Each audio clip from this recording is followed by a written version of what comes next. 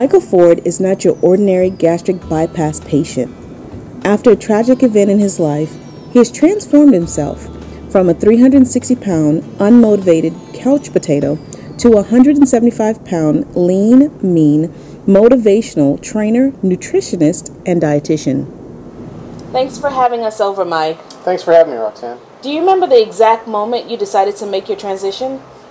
That was probably about 2 weeks after my dad had passed away, and we found out the reasons why he passed away mainly had to do with his being overweight and the different things that were wrong with him, the diabetes, and he had an enlarged heart, sleep apnea, which I had a lot of that stuff too. So that's kind of what pushed me over the edge. I had the idea before that, but then that was actually what pushed me over the edge to make me want to go ahead and go through with it. Do you feel that this transition had a spiritual purpose or a spiritual awakening for you? There were a lot of things that were happening at that point in my life. I had thought about going through a 3-day men's walk and that kind of stuff, and with this being kind of on the back burner until my dad passed,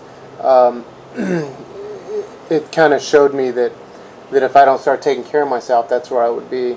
So in that aspect, I think that it was a spiritual awakening in a sort. Unfortunately, when my dad passed away, we didn't find his body, we think, till about 3 days after he passed. So, you know, that was kind of a harsh reality that spiritually, you never know when it's going to happen. You know, I mean, people can be in the best shape of their life and walk across the street, get hit by a car. But the thing is, if you have the way to get yourself in better shape, then that's just less chance of it happening just because you're overweight or because, you know, you had sleep apnea and you basically suffocated at night. What they found with my dad was that he had slept in the chair because he couldn't breathe at night, and he probably stopped breathing. He jumped up, and that's when he had a heart attack. So, you know, that's the path that I was going down. So in that aspect, yes, it was a spiritual awakening for me. I know that had to be really difficult for you, and I'm sorry for your loss. But I know with tragedy comes triumph, and so I wanted to ask you, what was your first step in the process that you did right after your dad did pass away?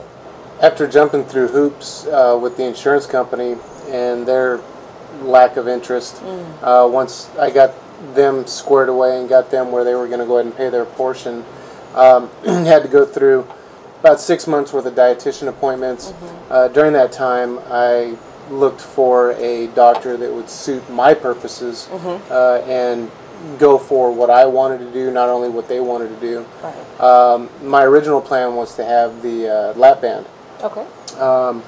I went to a seminar that presented all the different surgeries, lap band, gastric bypass, and the sleeve. And I met Dr. Leva, along with some other doctors. And in speaking to Dr. Leva, I found out that him and I gelled pretty good together. And he was on board with proceeding with whatever procedure I wanted, but said that I did qualify with my body mass index number to have the gastric bypass. And that is what I decided in the end to do, because I realized that if I was to have the lap band, then they actually control how much weight I lose. Whereas they want you to lose 10 pounds a month. There was times when I first got my surgery, after I went through everything that I went through, that I was losing 8 pounds a day. So I actually, the doctor said that there isn't very many patients that actually happens to, and I just happened to be the one that it happened to. So I thank God for that every day. That's good. We talked to Dr. Jorge Leva early in the week, and let's show that clip now. Thank you, Dr. Leva, for coming and talking with us. Thank you very much for coming over. Yes, I wanted to ask you, because we've already talked to Mike, how was he as a patient? Well, he was definitely an extremely motivated patient. He really stand off the crowd when I compare to other patients. You know, first of all, he was definitely a good surgical candidate. He had a body mass index of 42, which is consistent with severe obesity. But in addition to that, he had multiple medical problems like high blood pressure, cholesterol, and sleep apnea. That alone made him a surgical candidate, so I think the procedure was definitely indicated on him, and obviously here you see the results of that. But in addition to that, he was just extremely motivated. It just seemed as though obesity was getting on the way of all the activities that he wanted to perform and all the goals that he had for himself. I think he ended up having the surgery, was a very disciplined and a very successful patient, and he ended up fulfilling all his goals, and I think he has gone way farther than that. Wow, that's good to hear. How would you counsel other patients that are looking to get the surgery? Well, I think that ideally you would like to have a patient like Mike, but I think not all of us may be as disciplined and as motivated as he is. But we still need to just think about ourselves and think how happy we are and what we're doing with our health. And if we're at some point worried that weight is a problem or is a health issue for us, I think we should definitely encourage those patients, or we should be encouraged to seek additional treatment. I think in this case, and in the case of many obese patients, surgery is the best and permanent option. You know. What do you tell those who are just looking for a quick fix, that say, okay, I'll just go get the surgery and then I'll lose all this weight and then my life will be better? How do you talk to those patients? How do you counsel them? Well, you need to explain to those patients that definitely surgery is going to be very helpful. But I try to make sure that the patients understand that surgery is just a tool. It's not magic, it's not a quick fix, and it's not something that's going to happen from one day to the other one. There's a lot of discipline involved. There's a lot of lifestyle modification in your eating habits, in the activity level, exercising, and so on. And we also encourage them to, even after the surgery, to continue to come for their follow-up appointments, because we have to monitor some parameters. We have to follow their weight. We have to make sure that they're losing their weight in an organized and controlled fashion. Monitor vitamin supplementation. So all that is important. We actually encourage the patients to be involved in a support group. We encourage them to come to aftercare groups and aftercare meetings. And you know, in fact, Mike is one of the best in terms of attending to those meetings. I always like to explain to the patients that the first 2 years after the surgery, they're probably going to be successful just based on the surgery alone, and the fact that they're losing and they're getting that immediate gratification with the weight loss. But I think for the long-term success and for the long-term weight loss, you need to make sure that you did all those lifestyle modifications, you change your eating habits, because that will result in actually in your success long term. You know, we know this surgery will be successful at least 18 to 19 years, but that's only because we haven't gone farther with the experience. Exactly. The one thing that I did want to say is part of the new things that that Dr. Leyva and his office are incorporating into the surgery and prior to the surgery is that they're actually starting a fully rounded training program in regards to there's going to be nutritionists and dietitians along with the doctors that are on board with this, along with I will be training people that Dr. Leyva sends me. You know, as I said before in the interview, the one thing that I really wanted to do is work with the morbidly obese, and Dr. Leyva has graciously started this program and allowed me to be his trainer for it. We'll be going over to the gym that I had talked about, Iron Sports, and doing anything from cardio workout to you know, the climbing, that kind of stuff. And then that's going to help those patients not only lose the pre-required weight, because typically Dr. Leyva will say, well, I want you to lose X amount of pounds. Not, well, first off, because he wants to make sure that they're motivated, but also because part of the surgery is they have to flip the liver up. And if they lose that weight, then it takes the fatty tissue off the liver, so he can actually see what it's doing in there. So it's kind of twofold. So that's going to help with that, along with getting them on track of working out, getting good nutritional habits, good dietary habits, knowing what is right and what isn't right. Okay. So tell me a little bit more, doctor, about that. Why did you start that program? But one of the problems that we noticed on some of these patients is that, sure enough, they thought this was the quick fix, and they thought that just having the surgery, you could forget about coming for follow-up appointments in the office. But we also had some patients that whenever we asked them the question about their current eating habits after the surgery, their current exercise regimens and exercise activity, they just didn't have enough. And it wasn't the same for these patients to try to start an exercise regimen at home or try to read something and implement it. Some people would go to specific gyms and just find a personal trainer.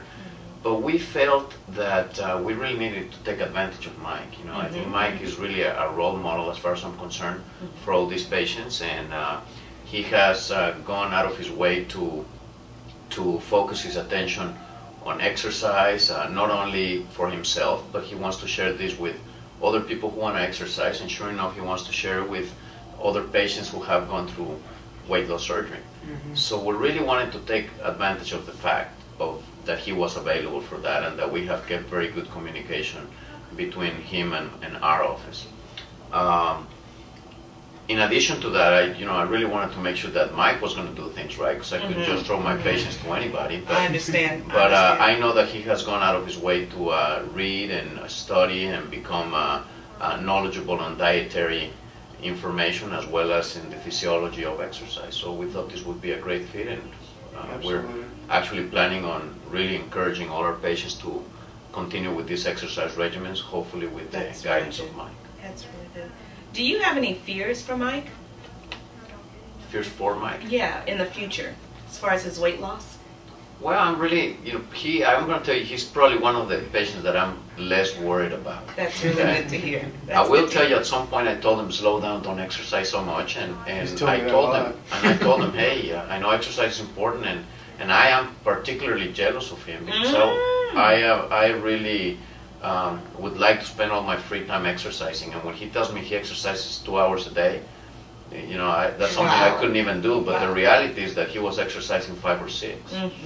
So, I just want to make sure that he continues to be the person that he is. If you talk to him, he'll know that not only do I ask him about his weight loss and his health, I ask him about what fun activities he's doing with exercise, but I also ask him about his family, because I want to make sure that he doesn't lose track of what he really needs to be. He needs to be a father and a husband, exercising and combining all these activities that he's engaged in. Mike, I wanted to ask you, when did your mind catch up with your physique? I don't think that it hasn't as of yet, and I don't know that it ever will. The thing is I look at myself in the mirror, and I still see myself as being the 360-pound guy.